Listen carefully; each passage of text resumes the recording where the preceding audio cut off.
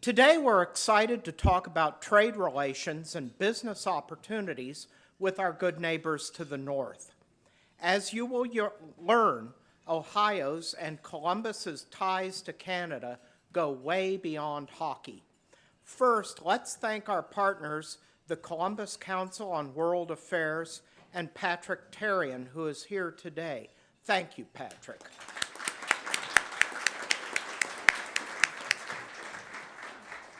Please note that Kelly Johnston, Vice President of Government Affairs for Campbell Soup, was unable to join us today due to the weather on the East Coast. But our Canadian guests are far more resilient than to be deterred by a slight turn in the weather. So we are honored to welcome the Consulate General of Canada based in Detroit, Douglas George.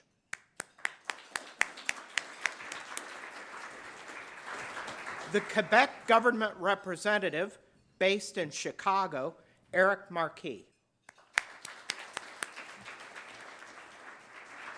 Our very own Kenny McDonald, Chief Economic Officer of Columbus 2020.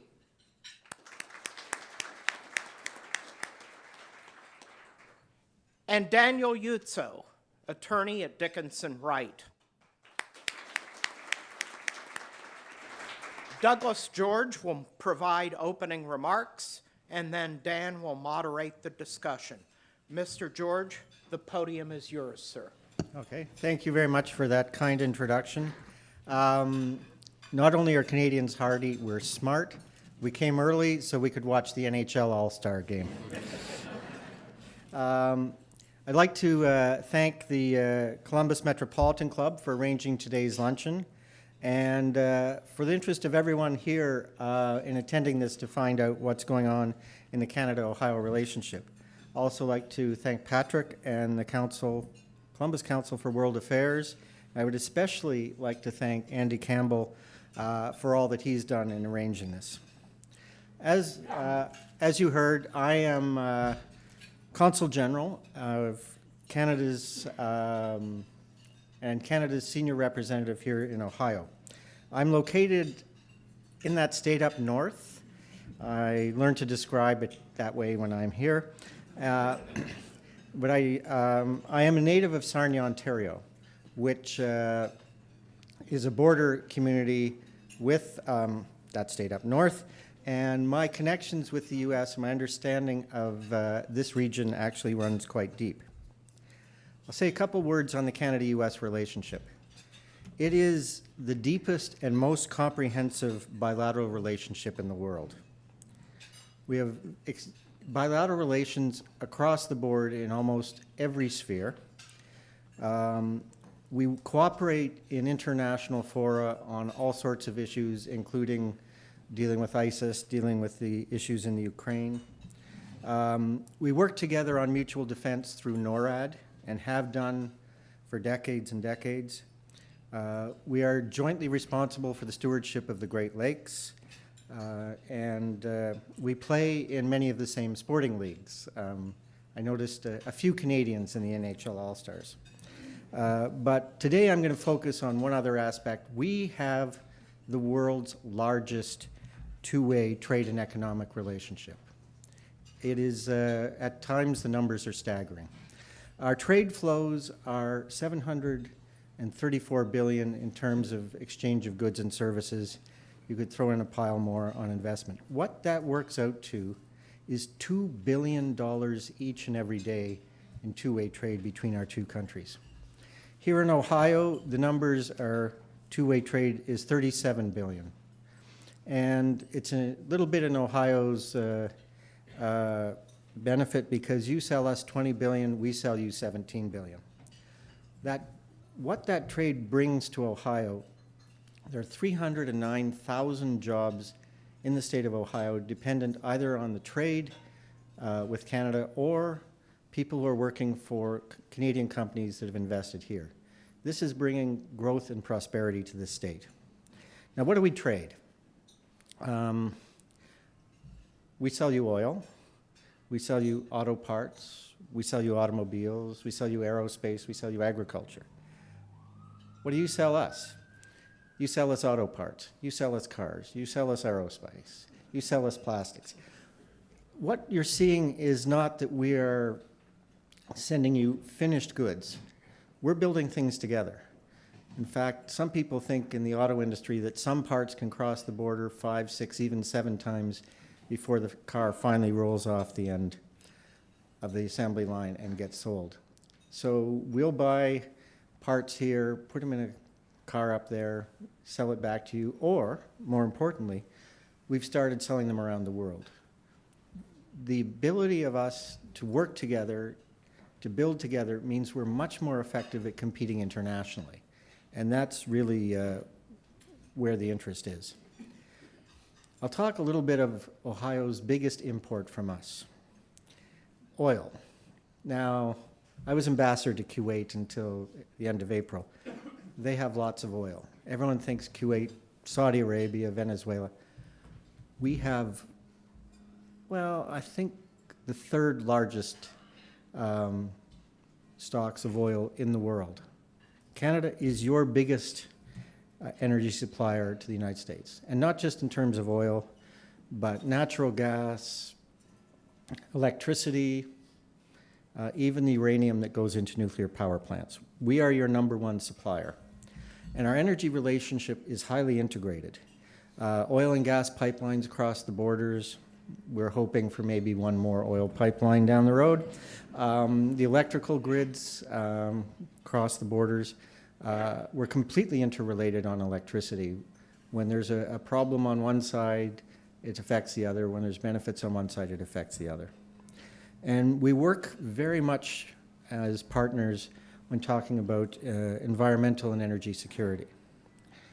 But what is really I'm here to talk about is trade in all its forms. So I'm going to use a word that some people don't think is a nice word. NAFTA. Oh, no one's walked out. Okay. NAFTA is now 20 years old. It's had its birthday last year. And people are saying, is there any benefit from it? What do we see out of NAFTA? Great benefits.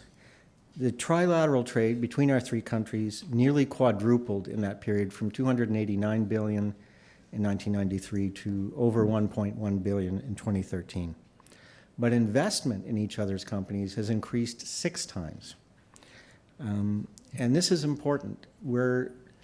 Once the message is we're building together, our economies are interrelated. What's good for Ohio is good for Canada, and vice versa. Now let's talk a little bit about trade. I'm from the government and I'm here to help. Ronald Reagan said that was the scariest message he's ever heard. But it's what we're here to do. We do not create trade. We don't make widgets and sell them across the border. That's the role of business. That's your job. Our job is to do what we can to make the conditions for this trade better. Make it easier for you to move goods, make it easier for you to produce goods. And I'm happy to say there's a couple major initiatives going on between Canada and the United States. We have something called Beyond the Border. Now, if you sat at the border waiting to go through customs, this is annoying. If you're a company shipping auto parts for just-in-time delivery to a plant on the other side of the border, this is vital. You need to get them through. So what we're doing is we have a system of registering trusted traders and trusted travelers so that when they get to the border point, they can move through faster because they've been pre-checked. I have a story I like to tell about. From my office, I can see Chrysler plant in Windsor and a Chrysler plant in Detroit. Every day, trucks go back and forth between these 2 plants. Same truck drivers, driving the same trucks, taking Jeep Cherokees from Detroit up to Windsor, taking Chrysler minivans the other direction. Customs does not need to spend very much time on these people. They can move through quickly because they've been pre-registered. It gives customs time to focus on security issues, on the traders who don't know what they're doing, to help people who really need help. So this is making the border more efficient. And if you have a Nexus card, traveling through the border is great. It's much faster for us. We also have something called the Regulatory Cooperation Council, and some of you were able to attend a seminar we had earlier today in this club. And we have Bob Carberry, a senior official out of Ottawa, who works closely with the American government to find ways of improving regulatory cooperation. And you're very polite. Usually when I talk regulations, people are diving for their cell phones and, you know, looking around the table to see if there's any more rolls. So you understand the importance. The more we have, you know, governments have a role of regulating, so you have safe cars, safe food. The more we work together to find regulations that are similar, like we are looking to do the same thing, but we have some regulators in the US going in this direction, some in Canada, reaching the same goal but in different methods. And a company that's building for both countries is having to build to different standards or deal with different issues. In the end, we want to do the same thing, so we're starting to cooperate. But we're not just doing it, governments, brilliant as we are, pulling ideas out of the air. A lot of Bob's work is talking to business, talking to groups, and finding out what are the problems, what's bothering you, what can we work together to solve. So again, this is a way we can work together and better compete against the rest of the world. One other thing we're doing on the border is infrastructure. This is important to physically move across the border, and we've got projects in various parts. Being based in Detroit, I'll talk about, I think, the biggest and the most important, and that's the new international trade crossing. When I talked about the $2 billion a day, the trade between Canada and the United States, a quarter of that, more than, I think about 28% goes through Detroit-Windsor. 25% of total trade goes over one 86-year-old bridge, privately owned. We are in the process of setting up to build a new bridge, a new modern international trade crossing. We're working very closely with the state of Michigan. Oh, sorry, I said, do I have to stop my speech now? Anyway, with that state up north, we're working closely with the U.S. government, and we're getting support from across the United States. Very strong support from here in Ohio. We had unanimous resolutions from both the House and the Senate supporting the construction of this bridge. We've had support from as far away as Texas, Florida, and even Mexico, because they see the importance of having a better flowing, free-flowing border. We'll be able to put in modern systems which will increase not only the efficiency of the bridge, increase security, and also allow it to be more environmentally friendly and allow us to transport dangerous goods. Now, dangerous goods include gasoline, paint, explosives, Kentucky bourbon. And Canadians don't want to be denied their Kentucky bourbon. So anyway, we've come a very long way in moving this forward, and we're very happy to be working with the United States, with the individual states, on how we can increase trade and how we can improve economic development. And I would just like to say that I'm now in the state. For the next 4 years, I'll be visiting Ohio quite regularly. My staff is coming here regularly. We're happy to work with you. If there's anything we can do to work with you to increase trade and investment between our two countries or tourism, just give us a shout. Thank you very much, and I look forward to the discussion.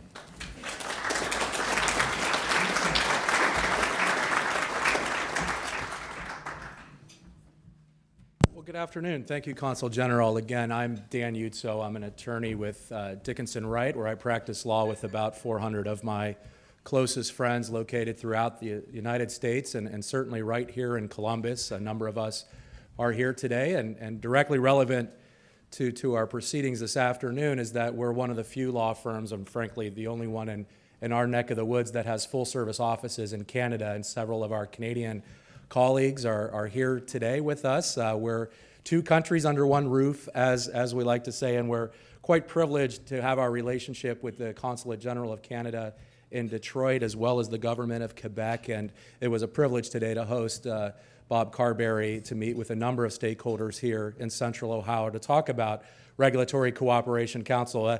To get people out at 9:30 in the morning to talk regulatory cooperation, and it was just amazing to see the folks that came out here from in the Central Ohio region to talk about their issues moving northbound and southbound in the general spirit of fostering that world's largest trading relationship in which we just heard.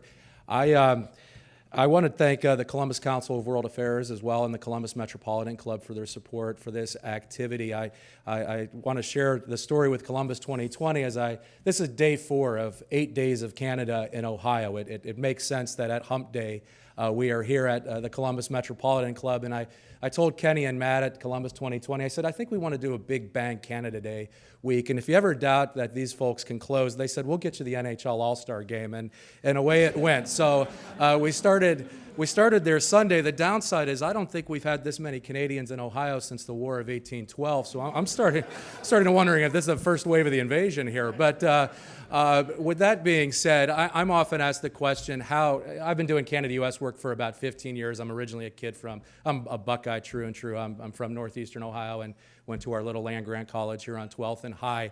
But I'm always asked the question, how did you get into this Canada-U.S. business? And really the short answer is, the trading relationship, as you just heard so expertly and eloquently stated by the Consul General, is that we don't have to solve the age-old ancient question of does size matter over substance.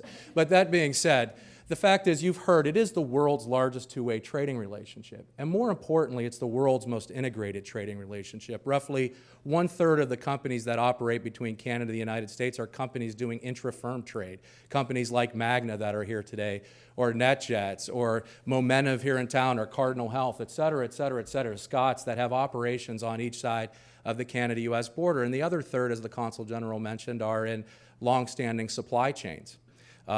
Suppliers supplying GM, Chrysler, Honda right here in Marysville. If you've ever been on the flight at 7 a.m., the direct flight from Columbus Metro to Ontario, we call it the Honda flight. It's there for Honda. There was one day I was the only one on the plane not wearing something branded Honda, and I looked at the flight attendant and I said, it looks like you and me, kid, we're it. And she said, no, my husband works at Honda. So with that being said, but the trick in the Canada-U.S. relationship is that it is the guy or the girl next door, both geographically and actually. It's so much a part of what we do. Our Canadian brothers and sisters walk undetected among us, so we often forget what it's all about. And I think that's really the starting point for our discussion today. And I turn it to our great friend from Quebec to really talk a little bit about what our next door neighbor relationship looks like with a fellow province in Quebec. Now, I should note that Eric and I have known each other for a long time, and it's a spirit shared in misery. Eric, notwithstanding being raised in Quebec, is also a diehard Cleveland Browns fan, going back to the Brian Sipe days. So we won't get into Johnny football today. But with that being said, Eric, what are your thoughts on our relationship between the province and the great state of Ohio? Well, hope springs eternal in the case of the Browns, I guess. But first, before I get into the question, answering your question, I guess I have a very important announcement to make. And I know it's been only 3 weeks, but how about those Buckeyes winning the national championship? And what I will do, I think, is just emphasize even more strongly what some of the points that the Consul General has made. What happens between country to country relations is the same thing that's replicated between states and provinces. And especially, I think the relationship between Quebec and Ohio has been an evolving one and a very interesting one. It's a relationship that's driven by trade, by investment, by innovation, by water and infrastructure, and also by a broader regional context. I will briefly survey those, and then we can discuss it further throughout our panel discussion. Let's talk about trade. 25% of Quebec's exports come to the Midwest, or exports to the United States. In that picture, Ohio is the largest trading partner in the Midwest for Quebec. It's our top destination for exports. We export more to Quebec to Ohio than to any country in Europe. These exports are Clearly, sectors like mining and metals, aerospace, some automotive, plastics, polymers. But we also have these small cutting-edge companies that have really found in Ohio a market to grow. Just give you an example, there's this lighting company called Lumenpulse that does these large-scale state-of-the-art equipment, and they've been now getting contracts in Midwestern landmarks like the new Horseshoe Casino in Cleveland. But rest assured, their lighting equipment will not cause another burning of the Cuyahoga River. But it's not just about exports. There's a strong investment relationship. My colleague Liliane Pain from Invest Quebec is here today. Clearly, Ohio companies invest in Quebec. But I want to tell you a little bit about Quebec companies investing in Ohio, because that's been a very growing presence. For instance, when you think of the largest Canadian employer in Ohio, it's not an auto company, it's not an oil company, it's a Quebec company called Couche-Tard, thanks to its ownership of Circle K and several other network of gas stations and convenience stores. But it's also high-tech. Aerodeftech, for instance, has operations in Strongsville and in Springfield. KDC has a very successful operation in New Albany, I think. So it's any KDC folks in the audience today? Oh, okay, very good. We like that. We like that. Headquarters is very happy. And Tremcar is a world leader in tank trailer manufacturing thanks to its operations in Strasbourg. So not only is it in many sectors, it's all over the map in Ohio. So accordingly, when we see what's been happening with the Ohio economy, the great economic performance in recent years, it's been very good for us as well. As your economy grows, so does ours, and that's very important. But the partnership is very important also in terms of water. We're, as provinces and states, we're involved in the stewardship of the Great Lakes and St. Lawrence system. That's 18% of the world's freshwater reserves, but it's also one of the great economic arteries of the continent. And so how do we make this work? How do we reconcile the trade imperatives versus the environmental imperatives? And we work together on that, and I think it's been quite successful and developing. And finally, what I would, innovation is a very important aspect as well, especially, and I will get into that as we go along, in the aerospace sector. Ohio has a very strong aerospace sector, and Quebec and Canada is where most of the action is happening in terms of aerospace research and with several household names and major companies. And finally, one last point, I think the Quebec-Ohio relationship has to be understood in a broader regional context. What I like to call the Great Lakes St. Lawrence economic regions, 8 states, 2 provinces, the 4th largest GDP in the world, and what's right in the middle of it? Ohio. So clearly, our destinies are very intimately linked, and our prosperity and the sustainability of that prosperity is dependent on us working together on a consistent basis. It sounds like our slogan, "Ohio's the heart of it all," which is coming back, I hear, is still in force and true in the Canada-U.S. relationship. Now, Kenny, I haven't met a Columbus 2020 person yet that the first moment you're speaking to them doesn't outline your 4 metrics. You know, we're going to double, we're going to do this in 10 years, we're going to do that. I mean, you've really beat that into that team. But how do you see the Canada-Ohio relationship fitting into your work in Central Ohio as really one of the fastest, if not the fastest growing economy in the Midwest? So I'll just say thank you to everybody involved in setting up this conversation today. With our push to be a global metro area, these conversations are critically important. And I can't think of especially this one, because it may be one that we look past too often. I think of the brochures that we put in our bag when we travel overseas. That map is mostly it's North America. And it includes our partners in Canada and how we fit into that supply chain. And it addresses the issue, if you want to be competitive, our part of the world, including a big part of Canada, you want to be close to that. And so in particular, we want to highlight this relationship and the value of this relationship. I would also say that it's too important just to leave for business-to-business relationships. That will happen organically to some degree, but organizations and governments and people in critical roles like the consul can make an enormous difference in facilitating that commerce or improving our ability to do it more efficiently and more quickly. So business needs those relationships. Government also needs business to step forward and say, you know, there's a problem here. We need to be more efficient about how we cross the border. We need to be able to work out common sense standards because we have so many similarities. So these conversations are really critical to keeping this not only in front of us, but in front of additional decision makers who may be looking past it on a more regular basis. Over 5,500 employees in our region work for Canadian companies. What is perhaps most important when I explain what's going on with our Canadian relationship, that it's very equitable. You're importing about $2 billion worth of goods into our market, and we're exporting about $2 billion worth of goods to the Canadian market. And that's probably understates it quite a bit, because that's mostly what we capture with transportation equipment and manufactured products. What we miss sometimes, and it's hard to calculate, is all the service value and the intellectual property that's going back and forth that is helping both countries and both our areas innovate and continue to move forward. So a critically important relationship, and I do think that the relationships matter. So knowing each other, I thank you for coming and spending time in a personal way to attend the game and all the festivities we've had here in this great weekend we've had in the Columbus market. Those kinds of things are important, because when we facilitate a conversation, I'd rather send them to someone I know, like Eric or the consul, rather than just an entity.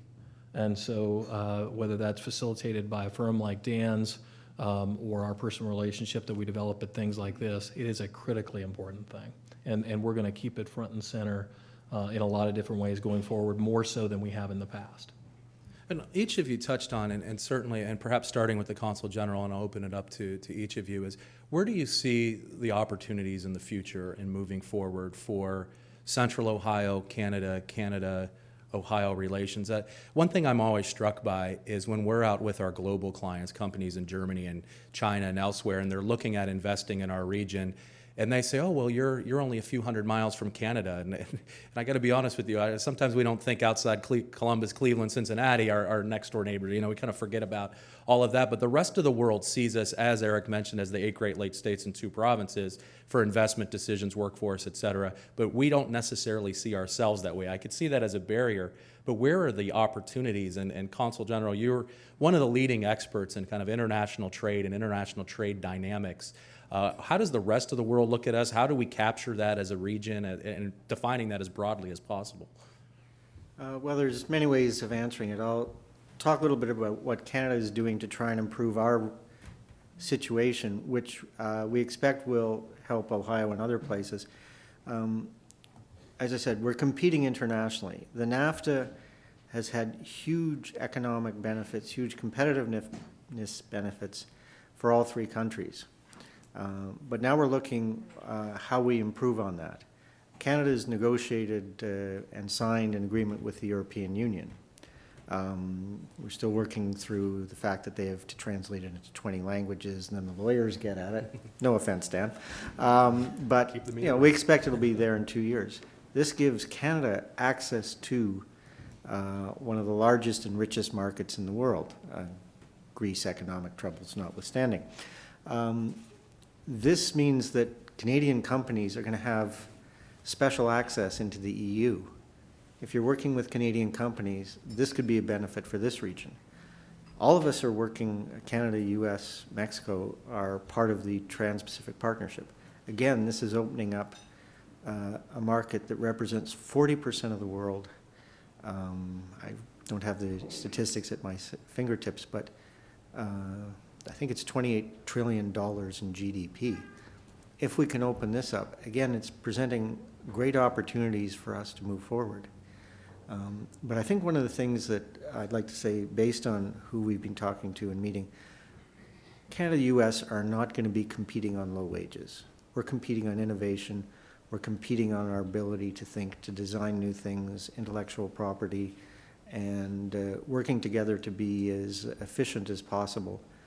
So I think we've got a great opportunity to work together to beat the world. Yep. Maybe I'll just add to that, in that we see our region, the Columbus region, as a if you will, a new American metropolitan area. That it's a city of the future. The kinds of manufacturing that you see here is built on innovation, not necessarily smokestacks. And because we have such a fantastic base of intellectual talent here, that we're building our economy on that, and it speaks directly to what you're saying. We seek a bigger, in Central Ohio, a larger, more durable relationship than we've had here, and I think that stands on us in this region to work harder at it. Traditionally, those relationships may have been with Cincinnati and Cleveland, and we don't want to diminish those, but we do want to grow those in Central Ohio. And we want to move past those bumps in the road that we have around oil fluctuations. We want to move past currency fluctuations and take a long-term view of this relationship and begin to do things on a very consistent basis here in Central Ohio that help us to build those relationships and facilitate the kind of commerce that we think is possible. Terrific. And I think, Eric, you were... Yeah, very quickly. I think there's this, the Consul General referred to some really very important structural foundations that are being established through trade agreements, among other things. And I think how communities, provinces, states can take advantage of these state agreements is how to leverage their export and innovation capacity. And there's another type of structural measures that can be done, and that concerns anything that has to do with infrastructure and with transportation network. I'll give a very quick example that's happening right now. The states and provinces of the Great Lakes region are working together on a regional maritime initiative. That is to treat the Great Lakes and St. Lawrence system as a system, establish priorities to develop shipping capacity, intermodal capacity, and establish priorities for funding and advocating at the various levels of government to get federal government to get this, to secure the competitiveness of our region vis-a-vis not only internally, but also vis-a-vis these export markets that are being consolidated or are being explored. And the Quebec government is actually taking it further with a maritime strategy that's going to be unveiled later this year. It's a major project of about $7 billion over the next 15 years, public and private investment, that is designed to leverage this export capacity by capitalizing on our maritime asset and our intermodal asset. And transportation is key to the Midwest. It's key to central Canada as well. And so that's something that's going to have that I urge you to follow as announcements are going to be made. I mean, already the Port of Montreal announced a $136 million investment last week, but there's more to come. And another area clearly is to, the Consul General referred to innovation, the importance of building innovation partnerships. Aerospace is very important in that regard, not only as a business and investment and a manufacturing concern, but also an innovation concern. And there are agreements that have been signed between Quebec and Ohio in that regard. And there's also the question of workforce development. I was just talking to Mr. Lafayette earlier as to how economic, as we try to develop these partnerships, the workforce development aspect is very important because we can have an aerospace cluster, we can have all kinds of clusters, but if you don't have the adequate workforce, whether in terms of numbers, whether in terms of training, then it becomes almost a moot point. So there's how to accompany these developments with the within our jurisdiction, with the work in workforce development, so that there are opportunities for all, as we like to say, from GEDs to PhDs. And that's amazing.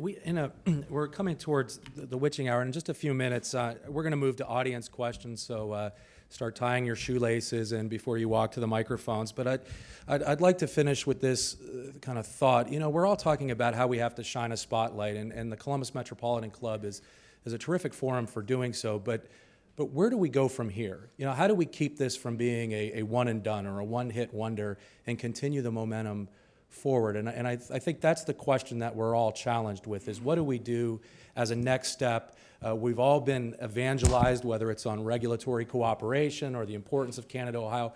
Where do we go from here to assist those companies that, as you mentioned, Consul General, are driving trade, are driving the world's largest trading relationship? What do we do next? Maybe we should have an Ohio-Canada partnership. I'll leave that to you. No, we've, well, I know that there's a lot of focus that people put on international trade, and if you ask someone who the U.S.'s biggest trading partner is, they'll say, oh, I don't know, China, Japan, UK. In Ohio, I don't know who they would say, but if you're doing that list, Canada has more trade with Ohio. We buy more stuff from you, as my ambassador likes to say, than the next 10 countries combined. So I think when people realize the importance, they will be putting some focus on how do we increase trade, increase relations with Canada. I know from my part, the staff at the Canadian Consulate General and the various partners we work with here in Ohio, we're committed to continuing to increase this relationship and make sure it works, because what's good for Ohio is good for Canada and vice versa. Hockey aside. Thanks. Well, I'll just add to that you know, regular, consistent communication and being opportunistic about events that we're holding. You have a standing invitation, and as do you, Eric, as you know, to visit us anytime, whether it's the Memorial Golf Tournament or whatever we can put together to provide a platform for the conversation. And then we're very interested in having a formal association. We think that having formal vehicles to create that consistent conversation is really important, and we would be certainly 100% supportive on behalf of the economic developers of this region in being kind of a founder of such a thing, so we could continue this conversation on a more regular basis. Well, the business of awareness raising is very important. You not only have to present, shed light on this relationship, but do it persistently, consistently. I know I've been posted for 3 years in the Midwest, and I come to Ohio pretty much every month, every 6 weeks, and not only during football season, rest assured, and but it's and a meeting with universities, business people, political people, and it's really to establish that we're not only a fly-by-night tire-kicking operation. We're there to really establish deep-rooted relationships, not only at the political level, at the institutional level, but at the business level, and make that work together. And I think in that respect, some of the work we've done in aerospace has been an interesting case study, and working in close collaboration with the Canadian Consulate General in Detroit, which has been really like we work in very great collaboration. And I think what we've done in aerospace and what we keep on doing in that regard in terms of developing innovation partnership, bringing business together, bringing these clusters together to make us more competitive on the global market has been a great collaboration and a great effort of being always coming back and always trying to look for opportunities and understand that these opportunities are going to be are going to keep manifesting themselves as long as we think of our interest and those of our partners, because it's about partnerships that it's what we're building. That's amazing, and I think we now have our marching orders. You know, the reality is to create some type of infrastructure to support this activity. I've joked with Kenny a little bit. I think the name writes itself, the Ohio Canada Business Association, OCAN, O Canada, okay. So away we go. It is, that was my singing voice, dear God. It is the Columbus Metropolitan Club's tradition to take audience questions. Please state your name and ask your questions. And of course, we thank you in advance for avoiding long editorial comments. So without further ado, I'll turn it over to our first question. Thank you. My name's Marie Trudeau. I'm with W.E. Davis Insurance, and that's Marie Claire Trudeau. I have French-Canadian blood in me. And actually, we'll be heading up there next month to Churchill on Hudson Bay in search of your northern lights. So I was wondering if I could get one of your free passes through the customs. I'm just kidding. But kind of tied into that, you haven't talked much about tourism. Does tourism play much of a part in all this commerce between Ohio and Canada? Thank you. Well, I think you've got a great plan to come up to Churchill, see the Northern Lights, maybe see a polar bear or two. Unfortunately, to get the quote free pass, A, you have to pay money, and B, you have to go to U.S. Customs, and it's a joint U.S.-Canada Customs process, but it's well worth getting if you're traveling regularly. Tourism is a major part. I didn't spend much time on it, more because of lack of time than anything else. I know that Canadians coming to Ohio, the number per year is in excess of 900,000 a year. And I'm guessing that that's a greater proportion of foreign tourists coming to Ohio than at least the next, if not the next 10, if not the next 20 countries combined. It's a key part of what we do. I met Governor Kasich at Fish Ohio Day for the first time. We share the Great Lakes. Between us, we share Lake Erie. It's a hugely important tourist destination. Sport fishing, boating, all that is great. We do have people who come down to watch football teams, occasionally to watch the NHL All-Star games. Canadians don't think, oh, it's a big problem. Could I ever get to Ohio? No, let's go to Ohio. It's a great place to be. While I say that, it's equally easy for you to come up to Canada, not just to Churchill. Quebec, Montreal are great places. Toronto's fantastic. We have everything from wilderness where you won't see anyone to the most sophisticated urban cities around. So if you're thinking of somewhere to go on vacation, please come to Canada. Very quickly, bonjour, Madame Trudeau, first of all. I think there's something that's being done regionally with the Council of Great Lakes Governors, of which Ohio and Quebec are members.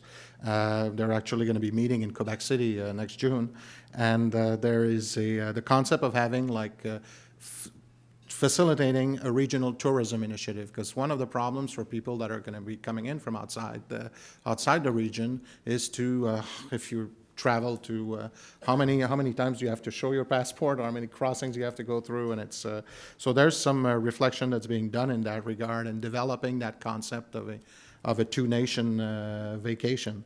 And so it's clearly tourism is a major concern. In the Quebec economy, it's a very large contributor for those who've had the chance to travel to Quebec. I mean, I'm not going to do the standard infomercial here, but except in my case, it would all be true, of course. But I mean, it's a very nice place to visit with fantastic cosmopolitan cities, great food, great outdoors, and as we like to call it, Europe without the jet lag. Next question. This is a very timely meeting, and as a matter of fact, at 3 o'clock I have a call with a Quebec company called CAD-Rail Industries to discuss joint partnerships. So Eric, I think maybe this is more toward you. And there's also Canarail up there too. So very rail-centric stuff that's ideal for us. U.S. Railcar doesn't have a manufacturing facility here in the U.S., so we look to partners, and it looks like CAD-Rail may be one of the ideal companies, and looking maybe to invest in us, which would be terrific. So one of the things that comes up in public bids, when we bid on a transportation for a passenger rail car, there's always Buy America provisions. So if the cars are made in Canada, I think of them as America, of course, but do they qualify for Buy America provisions as you know them? Well, you start and I'll complete, but Okay. it's not as... One of the great thorns in the Canada-U.S. relationship is Buy America provisions. And it's occasionally attractive politically, but if you look into the economics, if you look into the way manufacturing happens these days, it doesn't make sense between Canada and the United States. As I was talking about in automobiles, parts are crossing back and forth. We have companies specializing in something in one area, selling to companies specializing in another. There was a bridge built in the United States from steel that was produced in the U.S., went through one process in Canada, came back to the U.S. for finishing, was put in the bridge, and someone said, "Oh, this is Canadian steel, we can't use it." Thankfully, saner heads prevailed and they didn't tear the bridge down. But Canada does not use Buy Canada provisions. But when we, in working out the deal on this bridge, we did reach an agreement that because it's landing in the United States, even though at the moment Canada is going to pay for everything, we agreed that there would be a Buy Canada, Buy America provision. So it's not something we would normally do, but we're doing it to satisfy the United States. One plea I would make is if people are telling you we need to support Buy America or Buy Ohio, push back, because when you have something where it's Buy America, you're going to be hurting American producers as much as Canadian producers, but more importantly, the money that's going into this is coming out of your pocket. And you want to promote competitiveness so that you will get a better bang for your buck. So thank you for asking the question. I'll leave it to Eric to see if there's anything to add. Yeah, definitely. I think when we look at that, I think we're in a, we say politically, when it comes to free trade, its support is a mile wide but an inch deep. But for an economy as integrated as those of Canada and the United States, from a business perspective, it's I guess we could reverse the proportions because that's very important, and since we have very integrated economies and industrial clusters that are integrated and sectors that are deeply integrated, as the Consul General explained. But it's I think it's what we have to understand is that these things, these types of measures hurt business. I think they also have, from a taxpayer standpoint, they often result in increased costs and cost overruns, and we know who ends up paying for that. And so there's this element that I think there is as we realize that there's a political argument that's being made, but there are business consequences, and these should have political repercussions as well, because I think we're all here to create. We build things together. We create value together, as long as we have a political environment that facilitates that. And these are not necessarily the kind of measures that do so. But I would really like to, if we could have a word at the end of this event. I'd be very interested in hearing about your project. Mm-hmm. Go ahead. Next question, please. Good afternoon. I think this question is for Eric. My name is Michelle Mills. I serve on Columbus City Council. I have two questions. I'll be quick.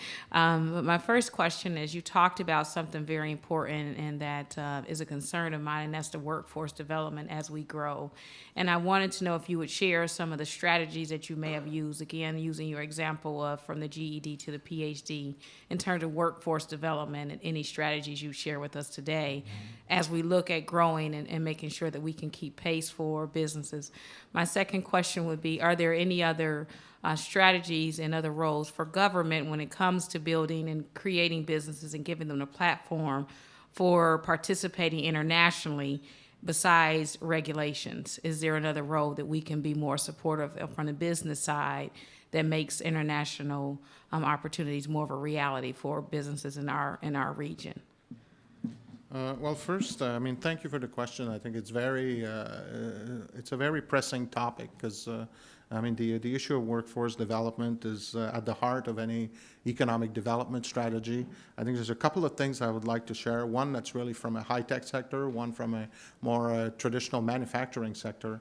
And I know my colleagues from the consulate who work on aerospace have been looking at that very carefully as well.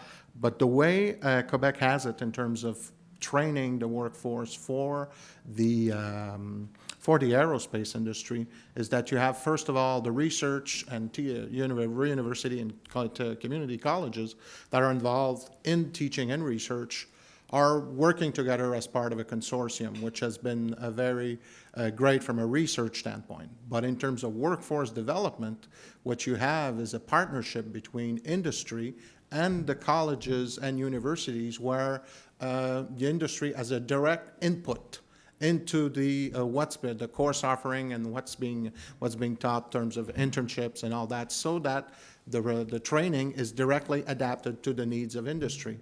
We can do that because we have this cluster. Montreal is the third largest aerospace cluster in the world.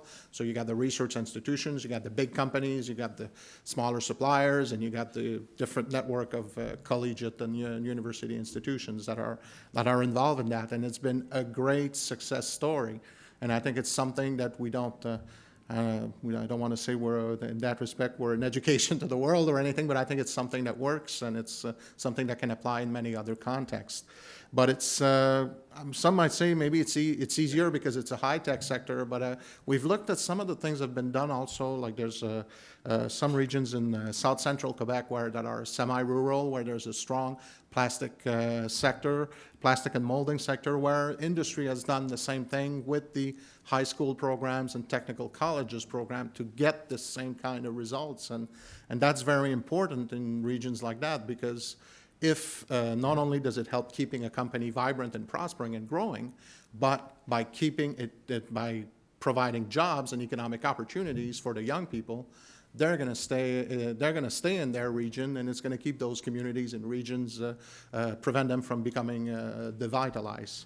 In terms of other interventions, I mean, it can work at several levels. I mean, clearly as a provincial government, we have offices overseas to help individual companies, and either through trade missions or through a very one-on-one, because we work with about, to give you an example, 225 companies last year from Quebec, working in the Midwest, trying to tap that market, who already have a presence. So there's that kind of on the ground presence. And as government, I think the old government, I'm here to help.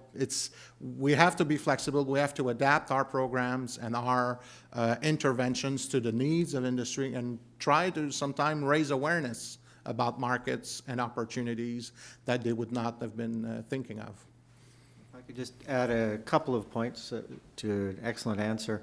One of the things that helps companies who are looking to go overseas is government support. Now, we will help, we have 160 offices around the world, but we also have offices in Canada that help companies prepare to export. What we found is many of them, a vast majority of them, their first overseas foreign venture is to come to the United States. It's close by, so if there's problems, you can get your executives to sort them out quickly. Very similar systems, not identical, and you need to get advice.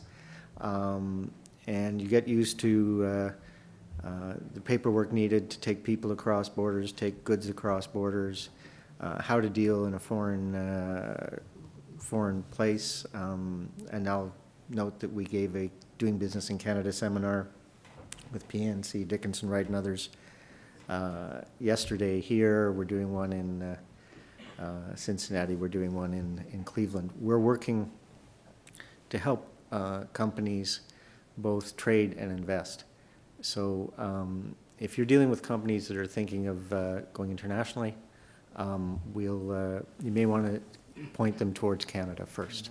Yeah, we travel at least 2 or 3 times a year to Canada, both to the northwest as well as obviously to Quebec and Ontario as nearby markets. We want our companies thinking of Canada as a very good starting point if they're going to do international business. And it's the easiest relationships, and again, these relationships matter. The second thing is we welcome delegations here, and we'd like to present our markets as a place to do business too, and for investment to happen. And so with the partners here at the table, entities like Invest Quebec and others, it's very important for us to continue to work on those relationships and have things all the time. And quite frankly, to get on planes and to be in market in those cities and make the introductions on the ground. Thank you. And with that, I turn the podium back over to Bill. I hope you enjoyed today's forum. We encourage you to continue the conversation in the lobby over coffee and cookies. Remember that you can view and share all of our forums on CTV Columbus Television, on WOSU and PBS affiliates statewide through the Ohio channel, and anytime you like on CMC's website via YouTube. Once more, thanks to partner the Columbus Council on World Affairs and our speakers, Douglas George, Eric Marquis, Kenny McDonald, Daniel Utso.